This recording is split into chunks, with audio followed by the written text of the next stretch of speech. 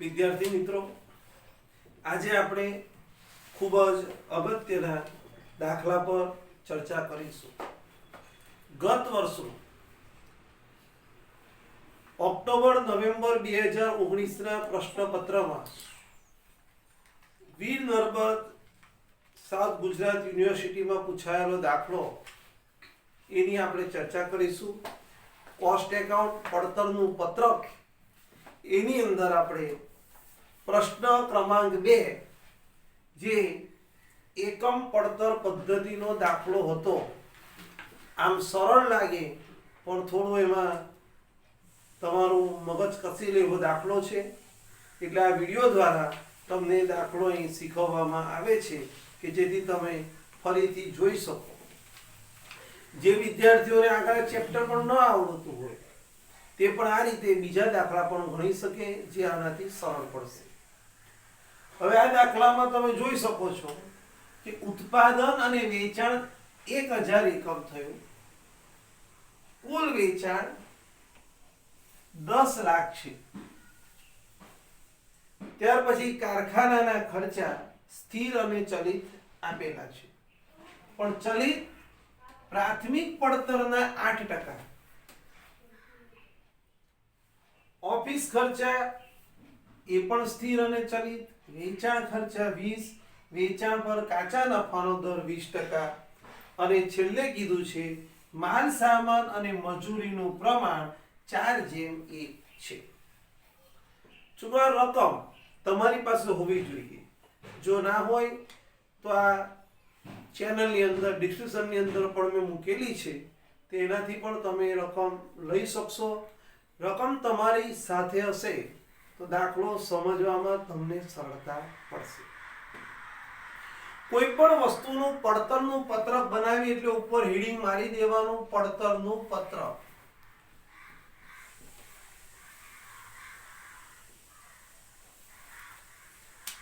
હવે એ પડતરનું પત્રક બનાવીએ છીએ પહેલા તો અહીંયા સૌથી પહેલું કોઈ પણ પડતરનું પત્રક બનાવીએ એટલે આપણે લખીએ છીએ માલ સામાન. એ છે જ નહીં. એની અંદર ઉમેરાય મજૂરી, પ્રત્યક્ષ મજૂરી જેને કહેવાય, એ પણ નથી. તો આ બેનો સરવાળો થાય પ્રાથમિક પડતર.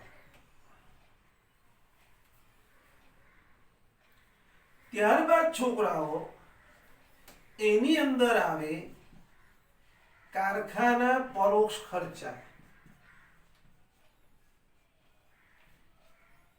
એના છોકરાઓ બે ભાગ છે, સ્થિર અને ચલિત.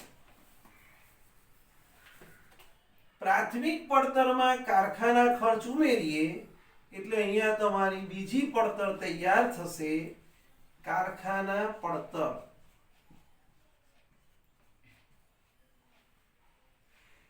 એની અંદર ત્રીજું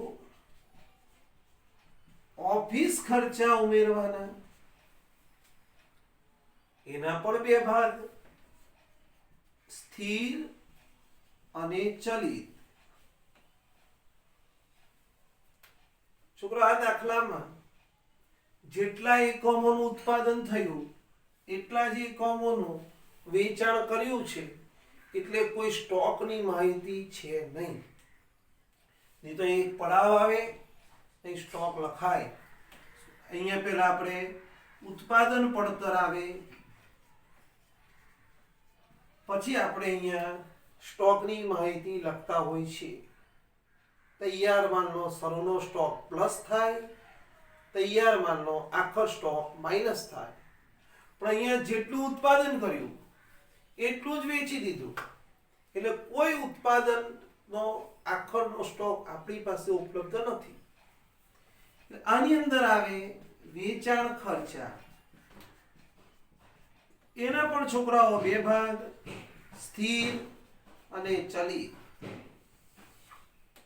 એટલે યાદ હોય તો અહીંયા આવે કુલ પડતર. કુલ પડતર આવી જાય છોકરાઓ એટલે નફો અને નફો પછી આવે વેચાણ. તો જે છોકરાઓ આગળ એકમ પડતર ન શીખ્યા હોય એને દરેક દાખલા માટે નમૂનો તૈયાર કરી રાખવો. અહીં તમારે પાસે બે કામ થાય છે. ચેપ્ટરની શરૂઆત સમજો અથવા તો તમારો આ નમૂનો ફિક્સ જ આ રીતે તૈયાર કરવા.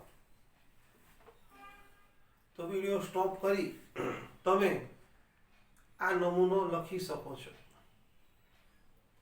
હવે દાખલો આપણે શરૂ કરીએ. તો દાખલો શરૂ કરવા ગયો એટલે અહીંયા એકમ દીઠ 1000 એકમ છે એટલે દરેક આંકડાને મારે 1000 વડે ભાગવાના છે. ચાલો હવે પહેલું કુલ વેચાણ આપ્યું છે. તો કુલ વેચાણ ક્યાં છે? કે ભાઈ આ રહ્યું નીચે સૌથી છેલ્લે. તો અહીંયા હું લખીશ કુલ વેચાણ 10 લાખ.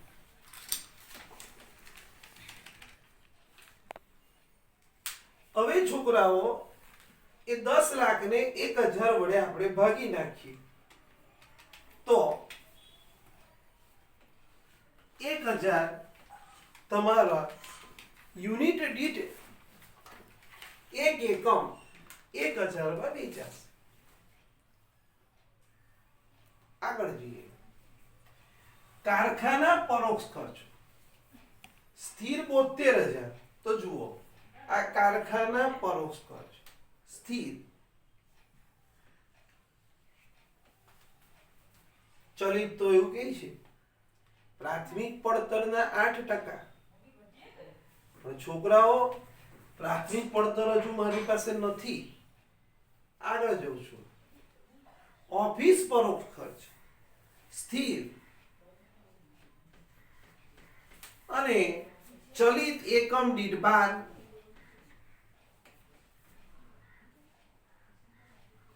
તો 12 નો 1000 વડે ગુણાકાર કરીશું તો આ કુલ થઈ ગયા 12000.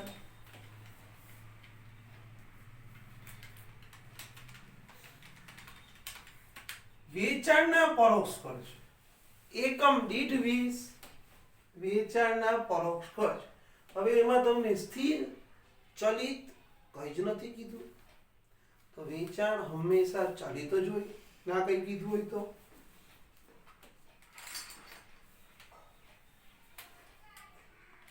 એને 10 1000 વડે ગુણી નાખો તો 20 ગુણ્યા 1000 તો 20000 તમારા વેચાણ ખર્ચ આવ્યા. આટલું છોકરાઓ તમારું લખાઈ જવું જોઈએ. આના પર તમને એન્ટ્રી પ્રમાણે માર્ક મળે. બરાબર છે. પહેલા વિડીયો પણ જોતા જોતા તમે લખતા જાઓ તો તમને ખ્યાલ આવશે. પહેલા આટલું તમારું લખાઈ જવું જોઈએ. હવે છોકરાઓ આટલું લખાઈ જાય તો એક કામ કરીશ. જ્યાં જ્યાં એકમ દીઠ બાકી છે જેટલા માર્ક પહેલા તમે લઈ શકો એટલા લઈ લો. તો આને 1000 વડે ભાગી નાખીએ 72 રૂપિયા. આને 1000 વડે ભાગી નાખીએ 48 રૂપિયા. હવે શું કરું? એક વાક્ય છે જુઓ.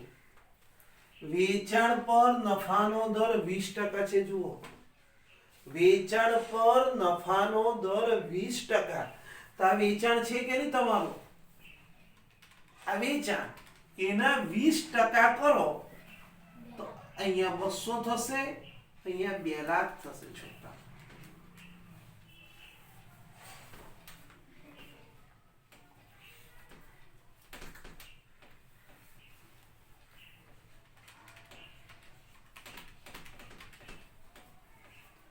બરાબર સમજો. આ નફો હંમેશા પ્લસ થાય. પ્લસ કરી એટલે વેચાણ આવે. બરાબર છે. સમજો. આ વત્તા કરીએ ને આ વત્તા તો 10 લાખ આવે. તો હવે તમે દાખલો ઊંધો થશે. ઊંધેથી ઉપર જવાનું છે. તો કેવી રીતે જુઓ. આ વત્તા કર્યા તો 10 લાખ. ઘણા વિદ્યાર્થી સમજી ગયા હશે. તો ઉપર જવું છે તો ઓછા કરી નાખો 8 લાખ. એટલે તમારી કુલ પડતર છોકરાઓ 8 લાખ આવશે. બરાબર. આટલું ક્લિયર?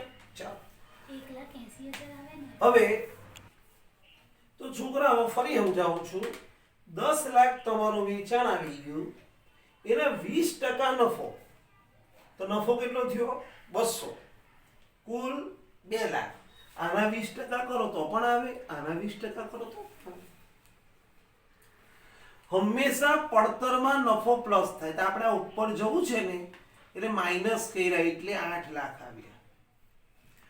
હવે કુલ પડતર ક્યારે આવે? સાંભળજો. કુલ પડતર ક્યારે આવે? કે ઉત્પાદન પડતરમાં હું વેચાણ ખર્ચ ઉમેરું ને તો કુલ પડતર આવે. બરાબર ધ્યાન આપજો. A વત્તા B બરાબર આ C આવે. A વત્તા B બરાબર C. હું સમજો, જાણકારી માટે કહું છું તમને કે કુલ પડતર ક્યારે આવે? ઉત્પાદન પડતરમાં વેચાણ ખર્ચ ઉમેરું તો કુલ પડતર આવે. તો અહીંયા આ ઉમેરું ને 20,000 તો 8 લાખ આવે. તો ઉપર ગતિ કરવી છે, મારે ઉપર ગતિ કરવી છે, તો એનો અર્થ કે આ મારો બીજી પડતર 7,20,000 આવે. અહીંયા આવે તમારા 720 રૂપિયા. સોરી, છોકરાઓ 8 લાખ છે, એમાંથી આ 20,000 છે. જોજો, ધ્યાન આપજો. તો 20,000 માઇનસ કરો તો અહીંયા 7,80,000 થશે અને અહીંયા થશે તમારા 780. હવે એ જ રીતે ધ્યાન આપજો. ઉત્પાદન પડતર ક્યારે આવે? તો ઉત્પાદન પડતર કારખાના પડતરની અંદર તમે ઉત્પાદન ઓફિસ ખર્ચા ઉમેરો.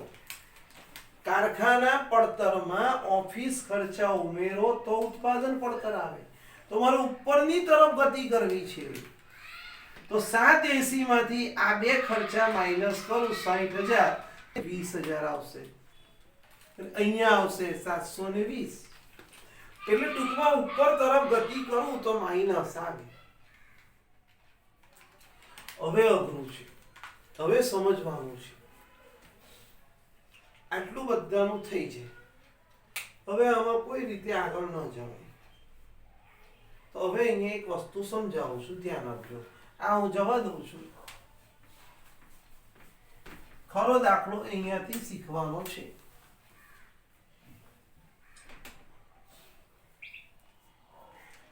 તમારા 720 આવીને અટકી ગયા. હવે ઉપરનો કોઈ આંકડો મળે નહીં, કારણ કે ચલિત ખર્ચ છે નહીં. ત્યાં બેનો સરવાળો કરીને આ શોધી શકીએ. તો અહીંયા ધારણા કરું છું, જુઓ કે ભાઈ આ સુધીનો જવાબ ક્યારે આવ્યો?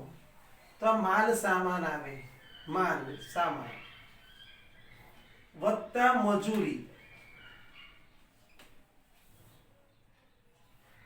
વત્તા, એટલે પ્રાથમિક પડતર થઈ ગયા બેનો સરવાળો, વત્તા કારખાના સ્થિર ખર્ચ, કારખાના સ્થિર વત્તા કારખાના ચલિત, માલ સામાન, મજૂરી, સ્થિર અને ચલિત, આ બધાનો સરવાળો 7,20,000 થાય છે. બરાબર? હવે સમજી લો. હવે એકદમ સરળ થઈ જશે. હવે એક્સ વાય કઈ ધરવાનું નથી. માલ સામાનનો માલ સામાન, મજૂરીની મજૂરી, કારખાના સ્થિર ખર્ચ તમને 72,000 આપેલો છે, વત્તા કારખાના ચલિત બરાબર 720. હવે છોકરાઓ, માલ સામાન વત્તા મજૂરી વત્તા કારખાના ચલિત બરાબર 720 માઇનસ 72,000 કરો. માલ સામાન, મજૂરી, કારખાના ચલિત બરાબર, અને આ બાજુ લઈ ગયો એટલે 720. તો માલ સામાન વત્તા મજૂરી વત્તા કારખાના ચલિત બરાબર 6,48,000 થશે. બોલો, આટલી સમજ પડી પહેલા? એટલે કે માલ સામાન, મજૂરી અને ચલિત આ ત્રણનો સરવાળો કેટલો થાય? 6,48. તો કેવી રીતના કરું જુઓ હવે ધારણા કરી દઉં હવે ધારણા ના કરું તો વેચી દઉં જુઓ આ રીતે 3 ભાગ પાડું છું માલ સામાનનો હિસ્સો દાખલા તરીકે 4 ભાગ છે 4 મજૂરી 1 માલ સામાન 4 મજૂરી 1 હવે આ બેને અને ત્રીજું શું રહ્યું કારખાના ચલિત તો કારખાના ચલિત શું કીધું છે કારખાના ચલિત પ્રાથમિક પડતરના 8% તો સાંભળજો આ બેનો સરવાળો કરીએ 4 + 1 બરાબર પ્રાથમિક પડતર 4 ને 4 + 1 એટલે પ્રાથમિક પડતર થઈ 5 ના 8% બરાબર 0.40 4:1:0.40 તો તમારો માલ સામાન કેટલો આવે તો માલ સામાન બરાબર 6,48,000 ગુણ્યા 4 છેદમાં 4 ને 5 5 ની અંદર 0.40 ઉમેરીએ 5.40 બરાબર 480 આવવો જોઈએ બરાબર છે તો છોકરાઓ આ રીતે તમારો આખો દાખલો પૂરો થાય એટલે અહીંયા સુધીનું 480 તમારો માલ સામાન આવી જાય 480 પ્રમાણ તો કાઢતા બધાને આવડતું હશે ને 4:1:0.40 એટલે 4 ને કેટલા થયા 5 5 ની અંદર 0.40 ઉમેરીએ તો છેદમાં 5.40 આવ્યા કે એટલે 4 વડે ગુણી નાખો એવી રીતના આનું કરશો તો કેવી રીતના થશે 6,48,000 ગુણ્યા 1/5.40 તો અહીંયા તમારા 1,20,000 આવશે અથવા બીજી રીતે કરીએ ને તો માલ સામાનનો 1/4 ભાગ થયો એટલે તમારી પ્રાથમિક પડતર છોકરાઓ 6 લાખ આવી ગઈ આ રીતે કરશો તો તમારી મજૂરી પણ મળશે હવે એ તમારે જાતે કરવું પડશે 3 ને વેચી દેવાના તો મજૂરી 1,20,000 પ્રાથમિક પડતર 6 લાખ તો હવે 6 લાખના 8% 48,000 આવે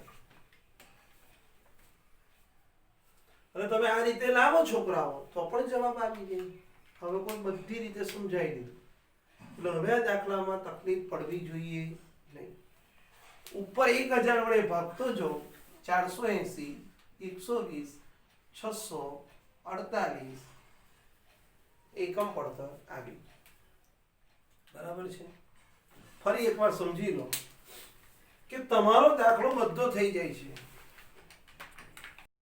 તો વિદ્યાર્થીઓ ફરી એકવાર આ સમજાવી દો કે તમારું અહીંથી તો બધું ક્લિયર થઈ જાય છે અહીંયા સુધી તમે આવીને અટકી જશો બરાબર છે તો અહીંયા સુધી એટલે શું અહીંયા સુધી એટલે શું તો કે માલ સામાન વત્તા મજૂરી વત્તા કારખાના સ્થિર ખર્ચ હેડિંગ નથી લખ્યો વત્તા કારખાના ચલિત બરાબર 27 એટલે મેં અહીંયા એક જ આંકડો મારી પાસે છે એ લખ્યો માલ સામાન વત્તા મજૂરી 72,000 વત્તા ચલિત બરાબર 27 માલ સામાન વત્તા મજૂરી વત્તા કારખાના ચલિત બરાબર 27 માંથી આ માઈનસ કર્યા એટલે 648 હવે આ કેવી રીતના આવ્યું તો રકમમાં છે આપણી પાસે કે માલ સામાન અને મજૂરીનું પ્રમાણ 4:1 છે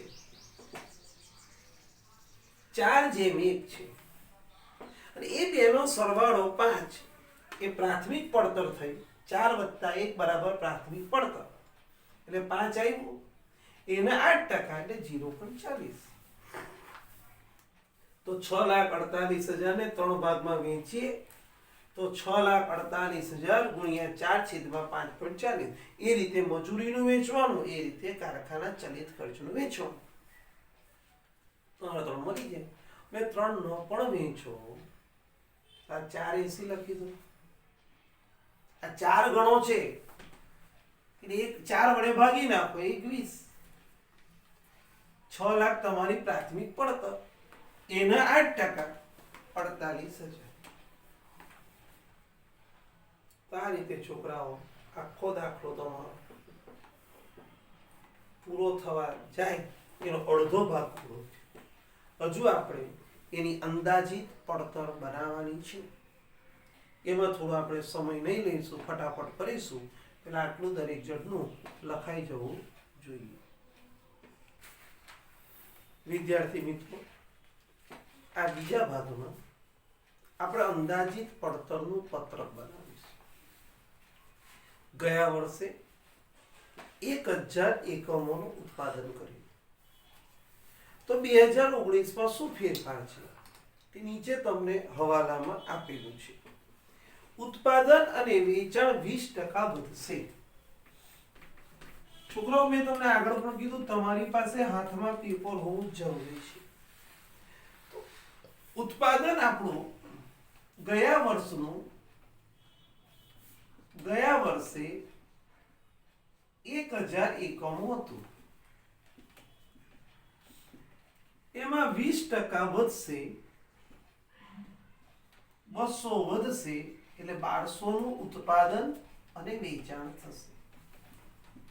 આ પહેલી ગણતરી તમારી અહીંયા પૂરી થઈ. તો આપણે કેટલા એકમો બનાવીશું? 1200 એકમ. આમાં ખાનામાં થોડો ફેરફાર કર્યો છે. પહેલું એકમ દીઠનું ખાનું આવશે અને પછી કુલ્લું બનાવ્યું છે, કે પ્લસ માઇનસ કરવામાં તમને સરળતા પડે. હવે છોકરાઓ, પહેલો ખર્ચો માલ સામાન. તમે તો નોટમાં છોકરાઓ દાખલો લખ્યો જ હશે. ગયા વર્ષનો એકમ દીઠ માલ સામાન 480 રૂપિયા આપણો આવેલો, બરાબર છે. એમાં સૂચના નંબર 2 કહે છે 20% વધશે, એટલે અહીંયા લખવાનું વત્તા 20% વધુ. જો અંદાજિત માહિતીમાં પેપરમાં જુઓ, બરાબર કીધું છે 2 નંબરનો હવાલો. 20% વધશે તો આના 20% કરો એટલે 96 રૂપિયા, એટલે 576 રૂપિયા તમારો એકમ દીઠ માલ સામાનનો ખર્ચ થાય છોકરાઓ. એટલે કુલ આવશે 6,91,200 રૂપિયા. હવે આગળ જઈએ. મજૂરી. તો ગયા વર્ષે આપણી એકમ દીઠ મજૂરી છોકરાઓ 120 રૂપિયા હતી. હવાલા નંબર 3 મુજબ 10% વધશે, 12 રૂપિયા વધશે. 132 રૂપિયા એકમ દીઠ મજૂરી થાય. તો ટોટલ છોકરાઓ 1,58,400. ટોટલ કેવી રીતે? આગળનો ગુણાકાર. આનો સરવાળો કરીએ એટલે આને કહીશું પ્રાથમિક પડતર. 708 રૂપિયા આવશે અને 8,49,600 રૂપિયા તમારી કુલ પડતર આવશે. આટલે સુધી ક્લિયર થયું? આગળ જઈએ.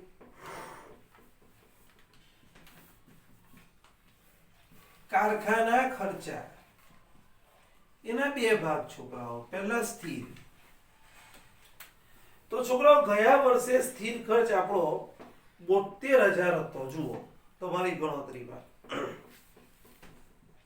હવે 72,000 14,400 વધશે.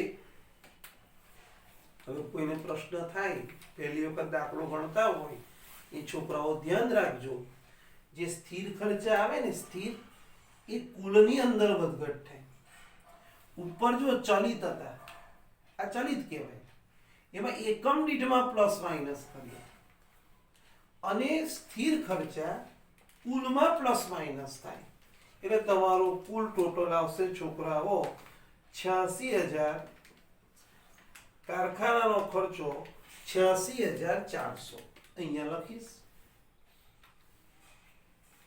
ચલિત ચાલ તો ચલિતમાં ગયા વર્ષે 48 રૂપિયા હતું. હવે કોઈ ખર્ચમાં કોઈ ફેરફાર નહીં એટલે 48 નું 48 જ. હવે 48 ને 1200 વડે ગુણી નાખું તો 57,600. આને હવે શું કરવાનું ભાઈ? 1200 વડે હું ભાગી નાખીશ એટલે તમારે આવશે 86,400 ભાગ્યા 1200 એટલે એકમ દીઠ એ 72 જ થશે. બરાબર છે. હવે આનો સરવાળો કરીશ એટલે કારખાના પડતર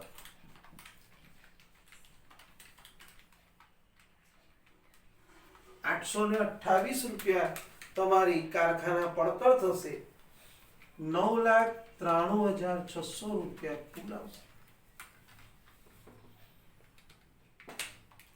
હવે આગળ જો છોકરાઓ, કારખાના પડતર આવી જાય પછી કયા ખર્ચા આવે? ઓફિસ ખર્ચા. એના બે ભાગ, સ્થિર અને ચલિત. તો આપણને છોકરાઓ કીધું છે કે હવે કોઈ ખર્ચમાં કોઈ ફેરફાર નથી, એઝ ઇટ ઇઝ. તો નિયમ એવો છે કે સ્થિર હંમેશા કુલ સરખો રહે. સ્થિર કયો રહે? કુલ. તો કુલ કેટલો છે? 48,000. અને ચલિત એકમ દીઠ સરખો રહે. તો ગયા વર્ષનો ઓફિસનો ચલિત ખર્ચ 12 રૂપિયા હતો.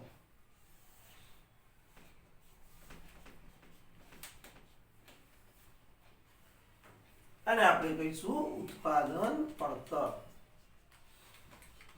ફરીથી એકવાર બોલું છું.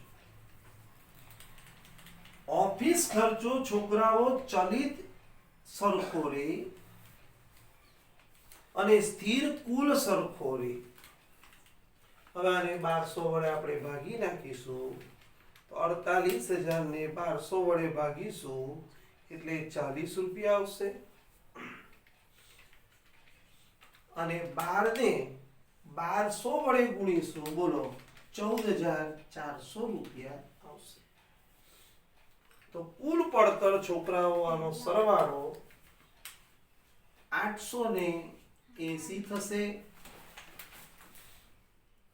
અને આ બાજુ કુલ આવશે 10,56,000 થશે. બરાબર છે. તો એ ઉત્પાદન અંદાજિતમાં પ્રશ્ન નથી છોકરાઓ. જે પહેલો ભાગ ગણ્યો ને એમાં પેલું 4/1 વાળું તમારે ખાસ શીખવાનું. હવે વેચાણ ખર્ચ. તો વેચાણ ખર્ચા તો છોકરાઓ ચલિત જ છે, સ્થિર ગયા વર્ષે છે જ નહીં. તો ચલિત વેચાણ ખર્ચ ગયા વર્ષનો 20 હતો, અહીં 20 લખી દો.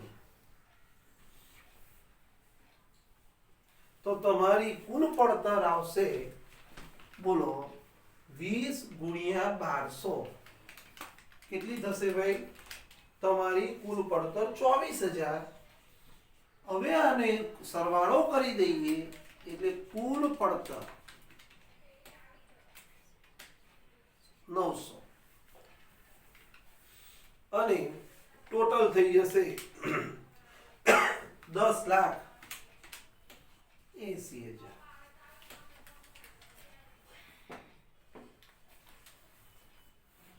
હવે છોકરાઓ છેલ્લો પ્રશ્ન. છોકરાઓ હવે આપણે નફાનો દર ચોપડી પેપરમાં કીધું છે વેચાણ પર 20%. પણ છોકરાઓ આપણી પાસે વેચાણ નથી, એ તમને પદ મૂકવાનું તકલીફદાયક રહેશે. એના કારણે દરેક દાખલામાં એક પદ કેવી રીતના મુકાય, નફાનો દર કેવી રીતના શોધવાનો તે અહીંયા શીખવું છું. નફાનો દર બરાબર નફો છેદમાં પડતર ગુણ્યા 100.